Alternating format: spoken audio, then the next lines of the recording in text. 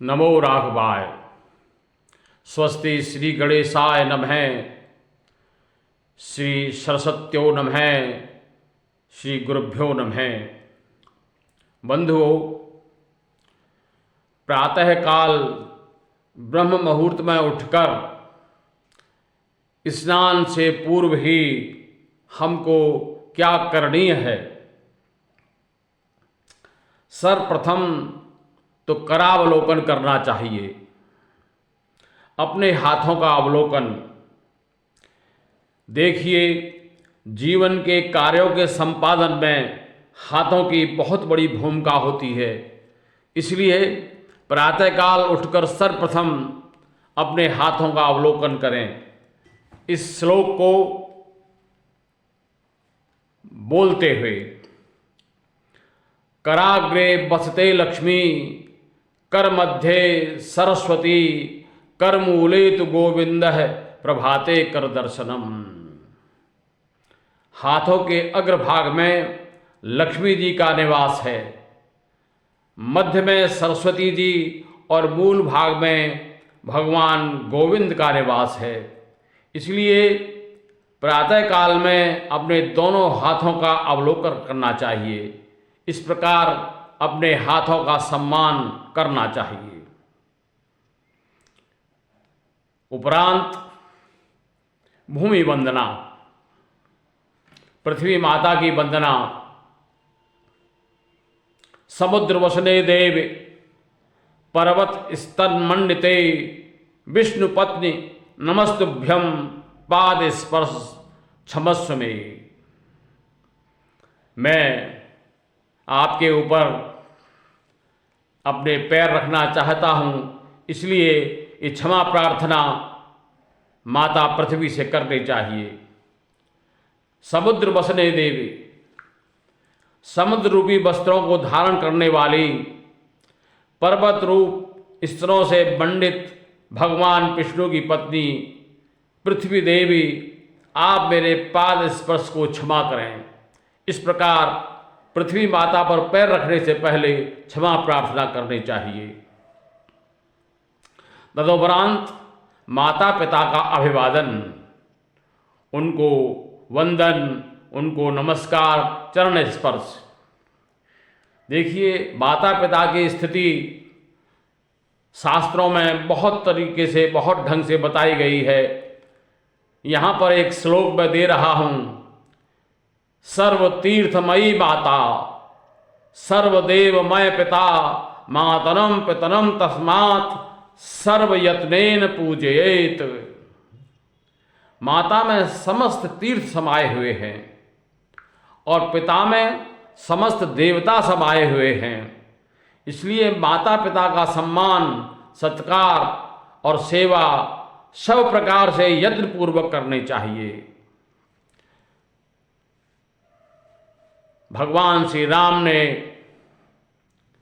अपने माता पिता के प्रति जो समर्पण भाव रखा, रामचरितमानस जी में वर्णन है।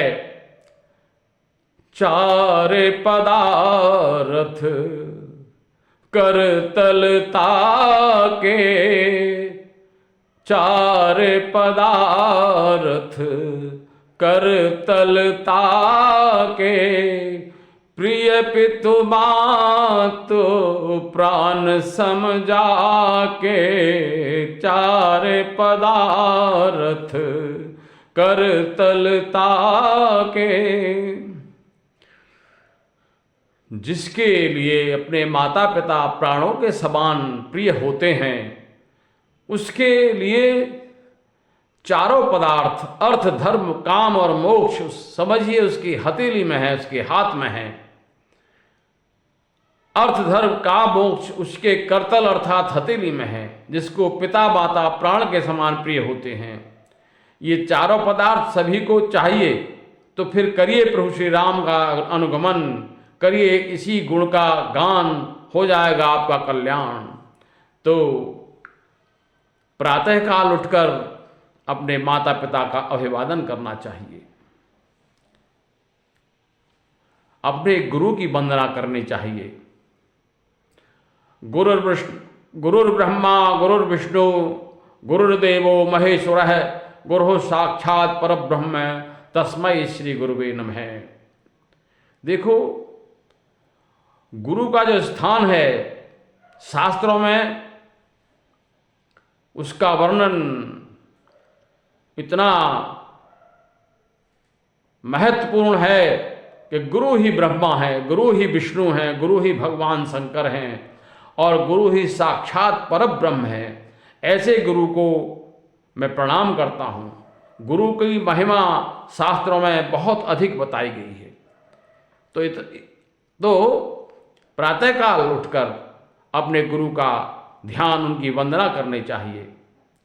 मैं फिर यही कहूँगा, श्री रामचरितमानस जी में जो आदर्श है वो अद्भुत हैं।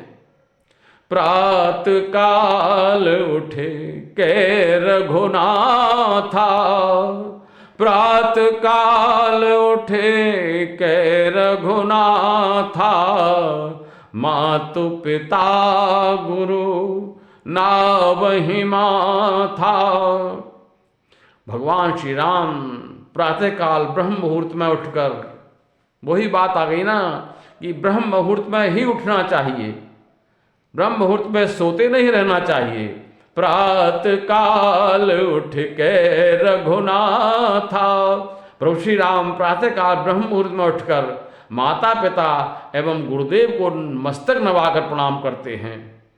प्रभु श्री राम के इस गुण से हम सभी को ऐसा करने की प्रेरणा मिलती है। प्रातःकाल उठ के रघुनाथा, मातु पिता गुरु नावहि माथा। ऐसा करने से हमारा कल्याण अवश्यम भावी है, अवश्य ही हमारा कल्याण होगा, शुभ होगा। माता पिता का वंदन करें। देखिए, अभिवादनशीलस्य चत्वार वर्धते, क्या चार चीज़ें बढ़ती है अभिवादनशील की? आयुर्विद्या यशो बलम, ये हम सभी चाहते हैं हमारी आयु बढ़े, विद्या बढ़े, यश बढ़े, कीर्ति बढ़े और बल बढ़े।